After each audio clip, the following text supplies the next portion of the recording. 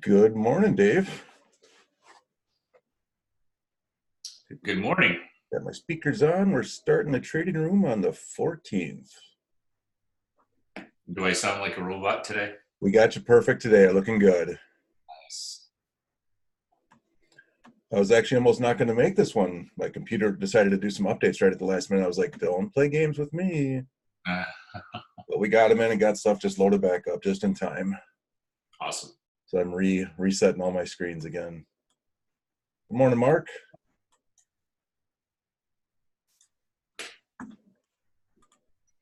Morning, everybody.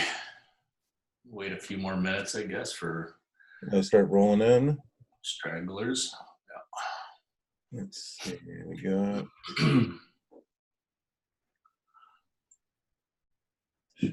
Okay. You got a weather report for me this morning? The weather report is it's actually getting nicer, and we got the 40s coming back. So Oh, nice. Good to hear. it can't be too cold yet. It's still, I know it's November, but it's a little crazy to be too cold too soon. Yeah, yeah. Yeah, we just got to tough it out through December, January, February, March. It's It usually starts all these months. nice. Now it's going to get cold because it's November, December. All right, there we go.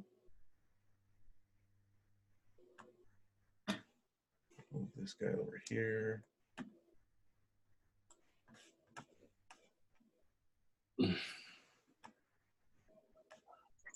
All right, I can see that. We got Mark and Mark. So it's a duel of Marks today. Marky Mark. Mark Wahlberg's in here?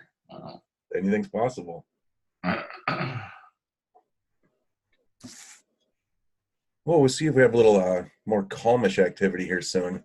Interesting that we were seeing that, looking at the spreadsheets the other day, and I haven't had much time to look at it further, but I was filling in the spreadsheet. I think it was on Tuesday night actually, and I'm like, why is this the same number? I'm like, I'm pulling the wrong data. I'm like, no, it actually didn't move. It was a zero for the day. That's why Dave and I started talking. We're like, yeah, it's really interesting when you start looking at these 0 days. And I did a little bit of looking back at the spreadsheet, and it seemed initial findings were there was 3 0 days, I want to say, in November, or excuse me, February of 2018 before those big drops. Mm. Was it 2018 or 19? 18. 18, yeah. 18, yeah. It's like, it was almost like it was the calm before the storm. So when you start to get these 0 days or single digit moving days on either the Dow or the NASDAQ or the NDX there, it's kind of interesting how that presents itself. So more interesting math and numbers always. Yeah, I won't toot my own horn, but that was the day the market was up 70 points. I said it's going to close up just 5, and it ended up closing up 0. That's awesome. I ended up tooting my own horn anyway. Yeah, so let's see. If we go back to, you said February 2018, we had a couple of 0 days. Yeah, there was, I think, let me see if I can find my spreadsheets, open those back up here too. I think it was half of them were zeros. If I go back up to, I think it was it 18 or 17? Because I don't see it on the 18s.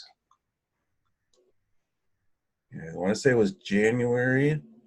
Yeah, it was just before that February drop, I remember. Yeah, it was right before these big drops here, the thousands. If I started looking, if I highlight.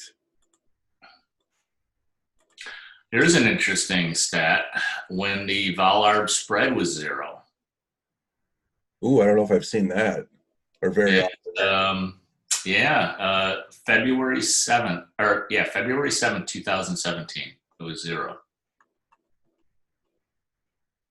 And we went into a very, very long stretch of Right positive there. movement on the Valarb spread. Oh, yeah. I don't think I've seen that very often One at and a all. quarter. We'll see just how many times that's occurred. This is fun. sometimes if you consider it fun. 11/4/16 it happened too. Oh, look at all the times. 2016. Well, that was maybe before we were tracking. No. Yeah, that was a bit ago. At least with the new spreadsheet. I mean, that's 4 times in 2018 the spread was 0. wow. 3 times in 2017. And a whole bunch in 2016. Yeah, that would be an interesting study. It appears to be a kind of a turning point in the spread. So we'll go back to 11/23/97. Yeah, a couple times in 2016, quite a few times actually.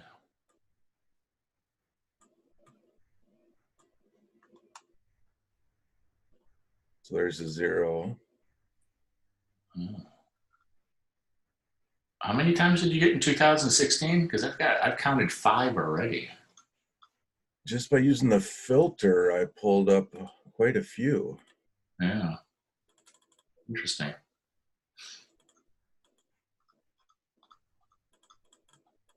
It was. Hey Shankar, how are you doing? Hey, good morning, Shane.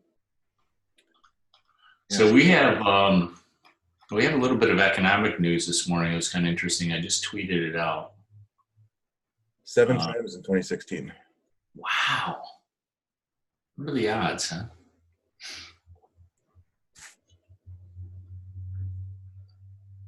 Once a month, and then twice in June, and then 2 more times before the end of the year. Fascinating. I think we're going to have to do some studying there. One of the more conspiratorial type of conversations we had on that was, I wonder if specialists are communicating to their buddies. What number they close the indexes at, the last digit. Right. Is it odd or even? Is it zero change? Or I mean, we had the NASDAQ and then had a zero change, and then the day after we had a Dow change at 0. Yeah, so I started highlighting just the recent ones here in the last month and a half or so. I've got the black squares around the single digits or the zeros. Look at that, because here's the day, Tuesday, where we had the 0 on the Dow. Then just last week we had one the day before was the NASDAQ. Yeah. Like, what are the odds of that? I mean, just the fact that it closes the exact digit is ridiculous. Here it wasn't the exact digit, but the Dow actually was here. I mean, it was literally to .49. I'm like, this can't be right. And I'm like, it actually did close on the exact cent. Whereas NASDAQ, we see it was off by like 50 cents. So right. On a percentage basis, it was 0. That's why it's interesting where you see the red 0 versus the exact 0 where it's a white background. That's why people always ask, probably wondering, why do you get a red or a black 0? Why isn't it just 0? Or that's why, because it's between 0 and negative 0.01. That's how that actually shows up. Right. Here, where it's dead on, it's literally dead on 0. Yeah. So it's not above 0. It's not below 0. It's right. actually. It's absolute 0. Yeah. Or as like my kid would like to say, 0 Kelvin, we can't get there. But it would be interesting to try. Or as they say in Europe, it's Z, isn't it? Yep. Z. Yeah. Yeah, that's the big one too. After we just had our coming off the heels of our German exchange student and hearing that was a lot of fun. Yeah. Is she still with you, or is she? She went home on last weekend, so she's back in Germany now. Okay. But that was a fantastic experience. If everyone gets a chance, I definitely recommend it. That is good. All right. So if you got a Twitter feed over there, pull up my last Twitter, and we can kind of take a look at that as far as economic news goes.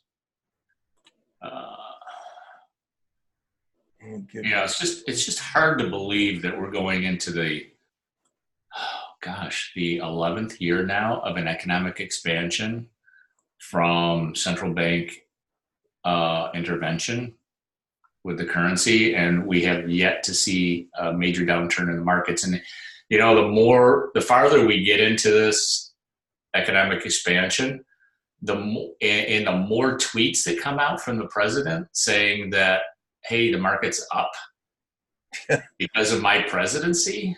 Right. What is his measurement of economic health? The stock market. Right. Manipulate.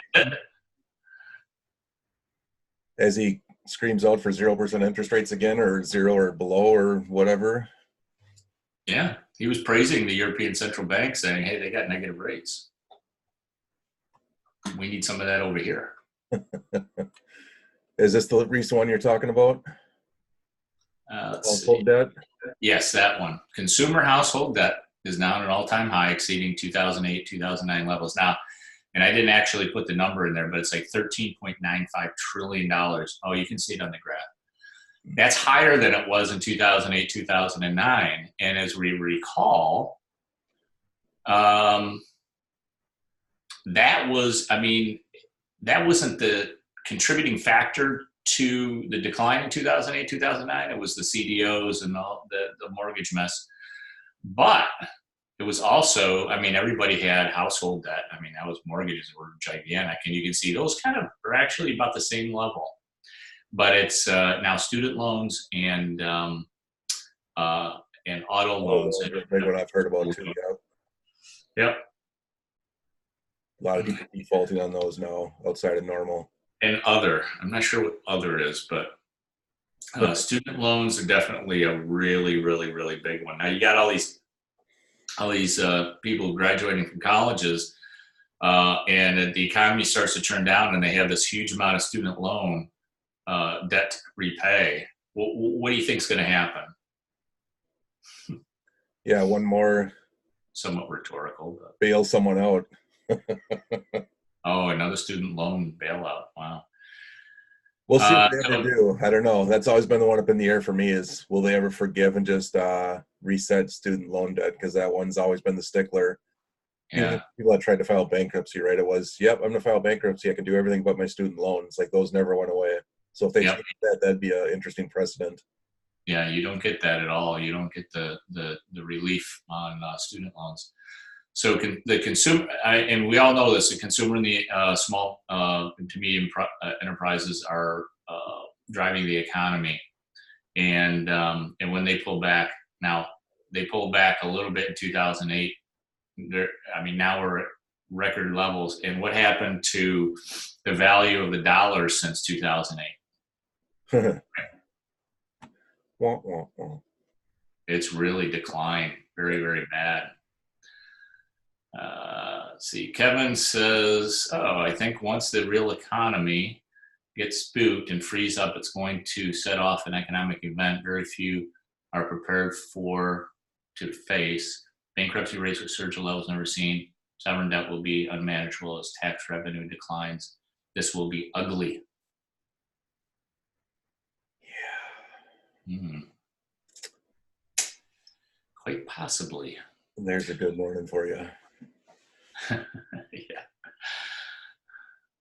So there's just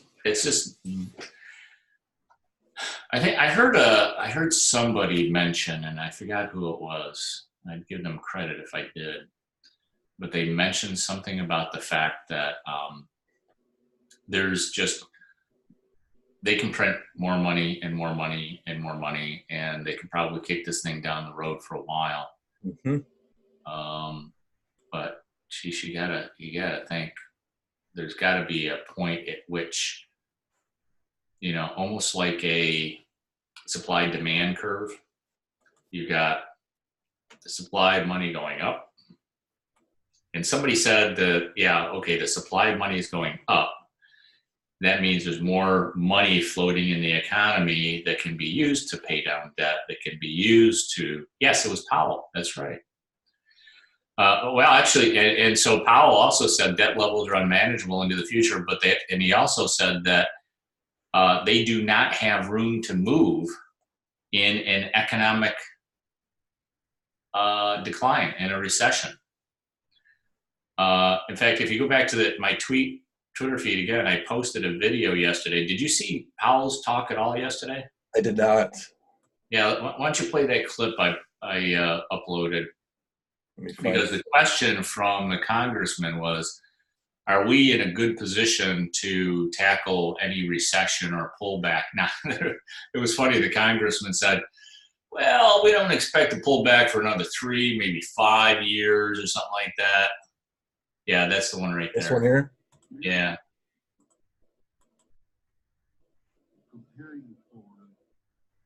Oh, he's quiet. 5 years, whenever it comes. Historically speaking, is the Federal Reserve positioned as well as it has been positioned in past recessions when the Federal Reserve was the primary go-to agency where the federal government said, we need help from you to stimulate the economy. Are we positioned there, or are we out of position? Well, if you look at typical post-war recessions, where what the Fed has done is it's cut interest rates, and on average, the amount of those cuts has been 5% or so. So with the federal funds rate having peaked at about 2.4% and now being at about a little above 1.5%, we don't have that kind of room. So he goes on to say that, and he gives it 5%, but I've seen studies like 6%. I think Danielle DiMartino said 6% is like the average cut in a recession. So they do not have room to move. Yeah, unless they do the unprecedented again negative, unless they make it -2.5 or -4.5, if we're at 1.5 right now. Mm-hmm. Yeah, so they're at 1.5 now, and they really don't have room to move. Now, he went on to say, which, I mean, you can only fit 2 minutes of video on a Twitter feed, but he goes on to say that the trend of interest rates has been going down for over 40 years, despite the interventions by the Federal Reserve. However, what he failed to mention was that interest rates 40 years ago were at 18%. In the 1970s. So how is that a fair comparison over historic rate interest rates? It's not. Yeah, and do they have the ability to stomach that? Can you imagine the general public trying to have anything over a 10% interest rate again? Like trying to take out a mortgage? How they would even fathom that? Oh, that would be insane. And just the opposite, when we have negative rates, do you think people are really going to be taking out a lot of mortgages? They might. I mean, they might.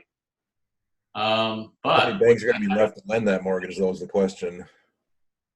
What's that? How many banks are going to be left to write that mortgage is the question. Yeah. Good point. We've seen that business model, how that's working. That's right. Yeah. There was somebody else who was complaining. It was a banker who was complaining that, it was Deutsche Bank. Deutsche Bank's CEO was complaining about the fact that negative interest rate environment in the EU has really just destroyed the bank's profitability. Their margins are nothing. Yeah. Now it's going to be a non-for-profit banking system? Yeah. That's an idea. Yeah, exactly. So we've got, I think there's a lot of work to be done on as far as, what the economy is going to go through. I think we're going to be pretty stagnant here, if not going into declines. But, people have been predicting a decline in the economy for a couple of years, and they keep printing money and they keep injecting liquidity. And, so, I mean, it could go on for a while. Who knows? But when it ends, it's going to end very, very badly. Yeah, Mark mentions how our pension fund's going to get yield, no less retirees, exactly. And that's the whole problem with Social Security in general, right? The system only works if you have more people putting it in than taking it out. Yeah, and I think in Powell's statement, didn't he say something about pension funds as well? That is the to me, that's the pinch point for the economy, is that pension funds, GM suspended payments to all their retirees. I think pension funds are going to get really, really hit. And now you've got, yes, they are designed for 6 and 7% yields. In fact, a lot of annuities are promising 5, 6, 7% yields, and they have been for 20 years. They probably never envisioned negative rates. Right. And so where are they going to get those rates? You can't get them. Yep. Just can't get it. So yeah, that's absolutely 100% on the mark. Pun intended. Every pun intended. Yes.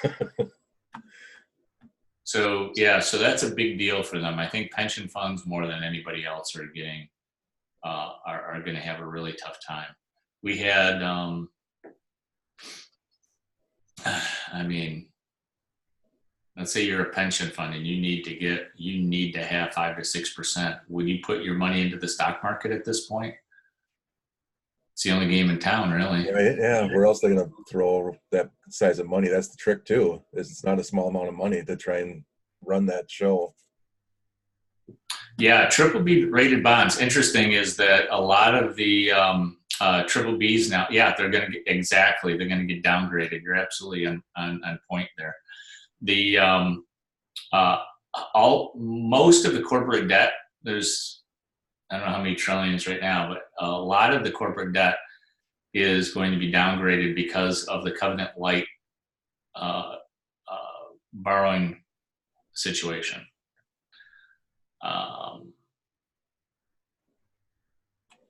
Yeah, they won't be able to hold them anymore. Those triple B bonds, I'm not going to get them. And they downgrade those to double B or Bs, they're going to be gone. They can't hold those kind of bonds in their funds. Interestingly, Monday the bond market was closed because of Veterans Day. When it opened back up on Tuesday, we had a little bit of a downturn in the market, but the market has been, I think, manipulated a little bit higher here just to pull in, but there's been selling going on by the big funds, as I mentioned on Tuesday.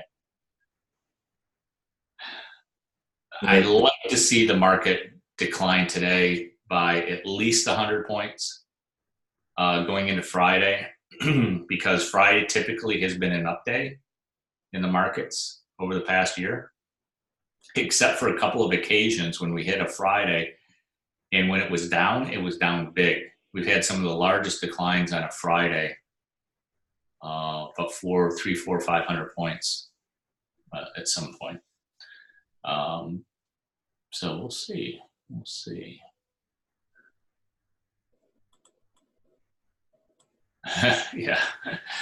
Yeah, immediately, like the next day, no buyers. Exactly.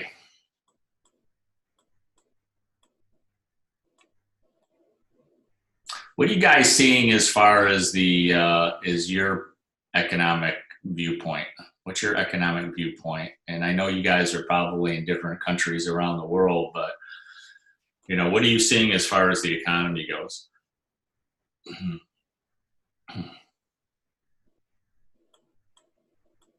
How's the Mall of America doing? Do they have tenants? That's one of the better ones, actually. It's the smaller ones that are really ghost towns, like your traditional regional little shopping centers where we had a bunch of them here. Like each corner of the metro area would have its own, like there was the southern one, the eastern one, the northern one. Like back in the day, we had Northdale, Southdale, or some of the big malls here. Those are the ones you walk around, and it's like a ghost town, literally. It's like, where'd all the shops go? Mall of America is a little bit different, I think, just because they try and I personally don't spend a lot of time there because I can't stand it. Because it's an attraction, I guess. Because people just don't know how to be human beings. I don't know. The more time I spend alone, the more time I don't want to be around the general public sometimes. It's like, just stop driving like an idiot and stop walking like you're at the airport. And so I avoid the Mall of America as much as possible. Sorry, Mall of America, bad commercial for you, but it has its uses. Right. Yeah, locally here too, we have a regional mall that it's in a smaller area. We have Syracuse, which has the large mall. Even Syracuse, though, which is like the big regional mall, and at one time they had plans to be as big as the Mall of America, and they renamed it Destiny USA. Oh wow! And they they have lost tenants one after one. They had a luxury section with Ferragamo, with who else do they have in there? They had a number of high-end brands initially when they changed the name over to Destiny USA. And they had these great expansion plans, and they were going to build a hotel onto the end of it. They were expanding out to a lake that they're very close to. And they've lost a lot of tenants. I went there a few weeks ago before I left on my trip to do some shopping, and I was surprised at the number of stores that had closed. The local mall, which is also a smaller regional mall here where I live, is they still have Macy's, which I'm kind of surprised at. They have JCPenney as anchor stores. They have a Target, but all of the malls in the middle of all the stores in the middle of the mall, they're losing them one by one, and a lot of them are just local shops. I mean, we've got one called Harlem Vibes. We've got a couple of shops that just sell cell phones, covers, and repair. They do repairs and stuff like that. Yep. We have another big store that just left, which was a Best Buy cell phone store, had left, and in its place was a $5 and below store. Yeah. Which is not associated with the big chain Five Below. It's just like a local thing. Sure. Yeah, it's getting weird.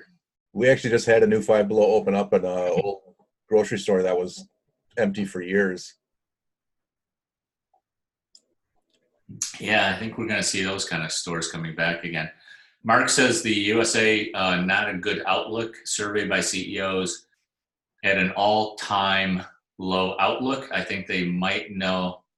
These are business leaders. Yeah, they have to keep their finger on the pulse here of the economy, and I'm not surprised to see that. Shank says, I think everyone is just juggling with the interest rate around the world with no solution in sight, delaying a long overdue recession. Yeah. Well, it's funny too, because it seems like people are acting like a recession is the end of the world. It's like, no, this is a cycle that happens all the time. Exactly. It's not at the end of the world. It's not like it's not the apocalypse. And then it feels like they're treating it like nowadays. Well, that's true, and I don't think it's going to be the apocalypse either. But every time a central bank has intervened, going back to 1982 when Greenspan first started, and then we had the 2000 bubble, right? That took 18 years, and then we had the tech bubble. So then we go to 2008. That only took 8 years. And then they intervened again, and now we're at 10 years. So the average business cycle from economic expansion to contraction is typically 6 to 7 years. And now we're 8 or 10. And also, did you see the inverse? The yield curve had inversed over the summer, and now it's righted itself again. Yep. I also had a tweet about that. If you look, I did see that one. Yeah, there was a article in The Economist that was talking about the fact that we're righted again, but every time the inverse happened, in fact, you could bring up that chart too if you don't mind. Yep, I got it right here. Okay. Yeah, I drew those black lines in there, little arrows, but every time it inverted, the recession happened within a quarter or two after that. And so we were just coming out of that inverted yield curve now. So that was back in 89 or so, the first time it happened. Oh. And then within a couple quarters, we got the recession, which is highlighted in blue there. A little shading right here, yep. Yep. And then in 2000, same thing happened, inverted yield curve. We went positive, and then as soon as we went positive, we had the recession. And the same thing happened in 2008. We had the inverted yield curve, and then we started going positive, and then we went right into a recession again. That one, as we've noted, look how much longer that was. Yeah. The short one here. Yeah, exactly.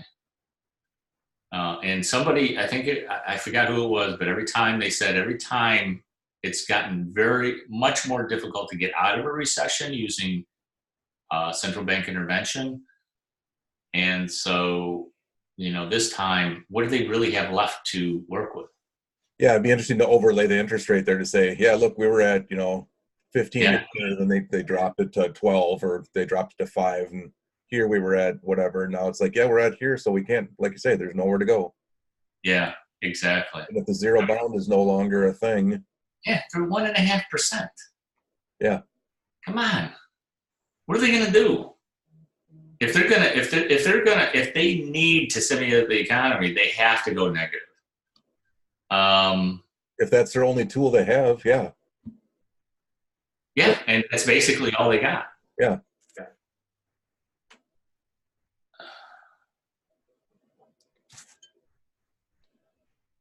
Yep, kicking the can down the road. Well, I mean, they could issue 50 and 100-year bonds. Nothing would surprise me at this point. Yeah. So I roll over the weeklies. We can see the Russell's the only one that's starting to turn down on a weekly standpoint. NQ actually literally just turned with this small little downturn here. We're almost flat on the Dow and the SPY from a weekly future standpoint. Yeah, they keep up the Dow the longest because it's the headline index, and a lot of newspapers pick that up. Sure. When people see that it's down 800 points, they get a little nervous. So specialists tend to keep the Dow up a little bit higher for a longer period of time than the other indexes. Nobody really follows the RTY, the Russell 2000. That's why it's probably turning down ahead of time. Shank says, I saw a graph once. Each time the Feds had a meeting, the market went down. So let's tell them not to meet anymore. Yeah. I'd like to see that graph because typically the market goes up. I haven't seen the market go down on a Fed meeting. Even if it's bad news, they typically come out and the market will go up, especially if they're saying they're lowering interest rates. Like the last time they lowered interest rates, I was kind of surprised to see the market go up, but it was only 0.25%. I think if they went a half, that would have shocked or scared the market a little bit. If they do come out, and I think they're going to lower rates again in December, although there's a split on the board. But yeah, you think they're going to lower? I think they're going to lower it again. But there's a split in the board. But I don't know if you're aware, but the chairman is the only one who actually makes that decision. They actually, all the other Fed governors have no vote. They can debate it, but they have no vote. Sure. Powell will be the one to make the final decision on whether or not to cut rates again. He's the only one that has real power. Have you heard him start to change his mind again? Because last I had heard it was we're gonna pause now. Yeah, he did, and he's lying. No. I don't think he's telling the truth. I don't think I see him signaling the markets and trying to hold his cards very close to the vest. That's what the impression I get. I just don't think he's telling everybody the whole truth. I won't say I'm not going to say he's lying. Okay, for the record. Right, and they should obviously. But he's holding everything. Yeah. He's holding his cards very close to the vest, and he's not going to signal ahead of time. Unlike Greenspan, who started this whole debacle, told the bond desk that he was going to lower rates.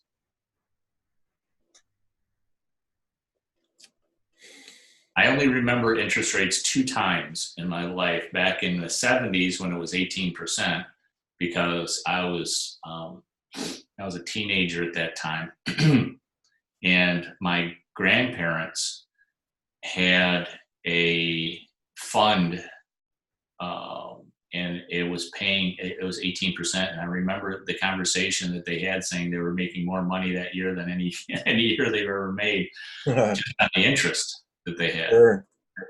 And then in 2005, I was earning really good money on my savings. And then one day it went to zero.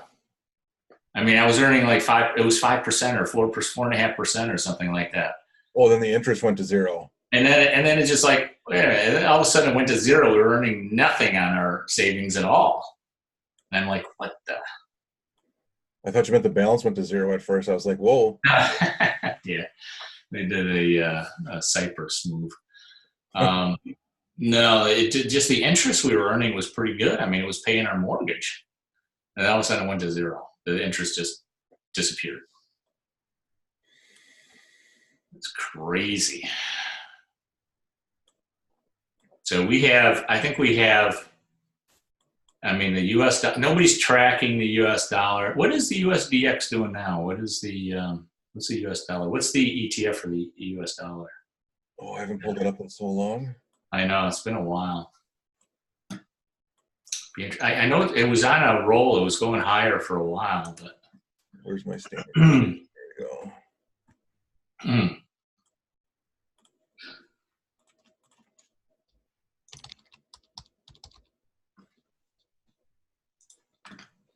Is it PP something or EP? I forget. Anybody out there know what the ETF? It's a race between Google and our audience. What's the ticker?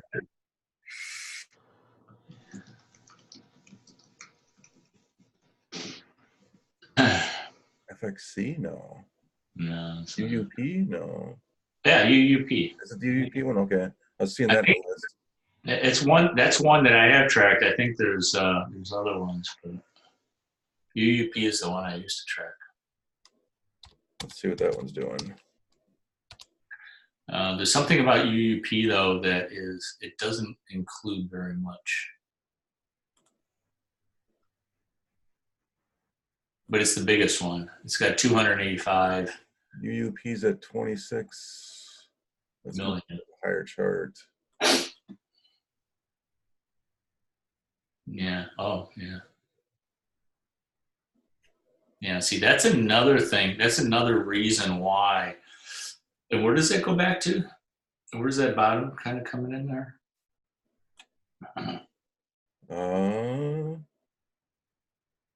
January 2018. Interesting. So it's been on a constant upward movement since 2018, and that's what the Fed is a little bit concerned about, because more inflows into the U.S. dollar have to raise, is kind of that's what probably created the inverse yield curve. Short-term rates rose above the 10. October is when it took a drop, and then later in October. Yeah. When were the last two announcement times? The last one was October, wasn't it? Then July was the last one. July and then October. There's end of July. Yeah. When it took a little drop there. Yeah, they're worried about the strength of the U.S. dollar, because if the dollar goes up, then their exports are not competitive at all. See, that's another. There's a squeeze going on, and also, they can't raise rates, because if they do, they're raising it on their own bond holdings. If they raise rates, their bonds are going to drop in value, right? Yep. So, I mean, they have some self-interest there to keep rates low. And the big problem that everything's happening, as Mark just talked about, liquidity problem around the entire world. Yeah, the banks are no longer loaning it. That's why the Fed's injecting all this money. That's why they're turning the printing press back on. Yeah. How's our...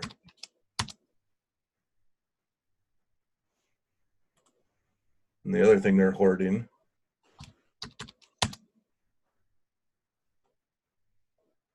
Gold. Yeah, so you got the same time frame there, beginning of 2018. Yep. shortly after the middle of the year. Yep. And we've got gold going up. Look like a nice move there, about $300. What's that? 30%. Mm-hmm. Yeah, from 13 to 1550 in no time. Yeah. And that was just before the last rate cut, is it? Is that this year? No, that was last. Yeah, that was this year. Right around May, June, July there. Yep.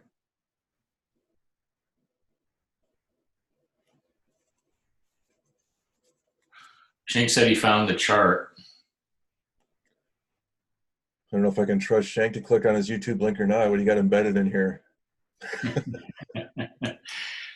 Coming from a security IP.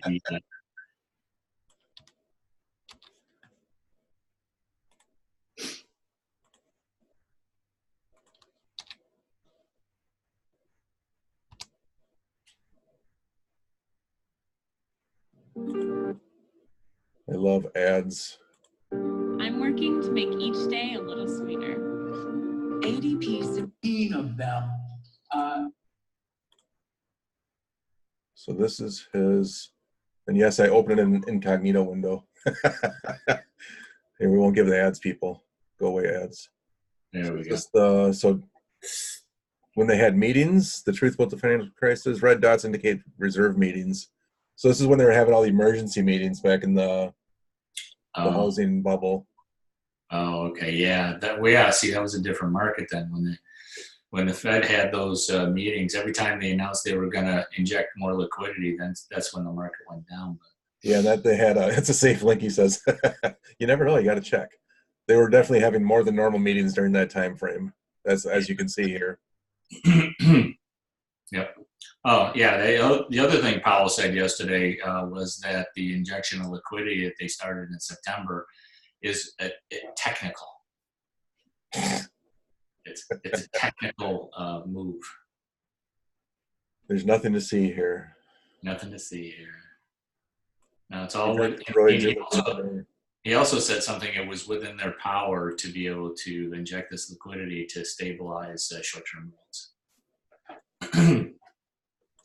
I just don't trust what he says. These aren't the reasons you're looking for, Dave. Yeah, they're not using QE. No, it's technical. You know, because the repo market went up to 10% overnight, so it's technical to be able to keep it down. Right. All right, guys. Any last questions here before we wrap up for today and this week? It's very, very good to be back. Always enjoy the discussion with you, Dan. Yeah, I appreciate it.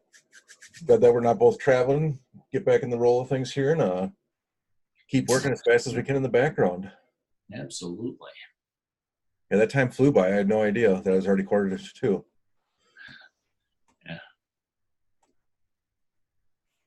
Yeah, no worries, Mark. Thank you for being here. Appreciate it. If anyone's ever got questions, you know to hit up support@tradingology.com email address. We'll get back to you as soon as possible. If it takes a little bit, that sometimes emails get quicker than others. But yeah. Oh yeah, before we leave, I saw a bunch of speculation on wasn't YouTube, it's Twitter, I think, on MGI. MGI had a huge down move yesterday. Yeah, I saw that. See what we're doing today. Now today it looks like. It was interesting if you heard the swell. If you heard the swell talks, and then if you heard the swell talks, I mean, Holmes, the CEO, I forgot his first name, Alex, I think it is. Alex, yep. If he was extremely enthusiastic about the partnership with Ripple, and but it's not getting to his bottom line yet. So the savings effect or the application of what they're doing with Ripple is not hitting their bottom line, and it hasn't increased their margins yet. But they're only using a very, very small percentage of XRP and in cross-border payments, and then only in 2 corridors, Mexico and the Philippines. But they're opening up some new corridors, but they're extremely enthusiastic about it. So I think that investors had gotten the impression that they were going to have a bigger effect on margin at this point in the fourth quarter, but it didn't hit yet. So there's some disappointment there, and that's why I think they sold off the stock. So at this point, I think it's a tremendous bargain. Just my opinion, not investment advice, but I think it's probably getting close to another buy point for me. I've been accumulating in the $3 range to $4 range now for after I sold it when it would hit between $6 and $7. I started accumulating again. Yep, right in that gray area, right in there, right around 318 to 350. So They're back up 5% currently on the day so far. yeah, nice. Okay, nice. I think they got a great business model. I think they've got a lot of opportunities ahead of them. So we'll see what happens. All right, guys, market's starting to decline a little bit, down 42 points at this. I think we're going to see some more downward action. I'd like to see it down at least 100 points today. That's kind of where I'm thinking it's going to go. And then if it does and it continues tomorrow, we could have a really big down day tomorrow. Like I said, most Fridays of this year, they've been up. And the average average Friday is up 100 points. So we could see that tomorrow, but on the days that it went down, it was down big, 250, 350, 400 points. So we'll see what happens, but please orchestrate that, Marcus. Yeah, and the last note was we saw the RTR was turning down. Now the rest are actually starting to follow suit. You and the ES was down just a second ago, this tiny little pop. So we'll see if they last and watch where the week closes out. Yeah, that'll be interesting. Yeah, I like those weekly charts, especially with the strong market price signals on there. Yep, They tend to be pretty good as long as they stay green. They're pretty accurate. I like them. I do them all on the weeklies now. We'll see where this volume ends this week, if this continues or if it comes down. That's the key to watch. Yep, absolutely. All right, guys, have a great day, and no pressure, maybe a little. No problem, Mark. I'll do what I can. Have a great weekend, guys. We'll see you next Tuesday. Dan, have a good one. See you later, guys. Bye.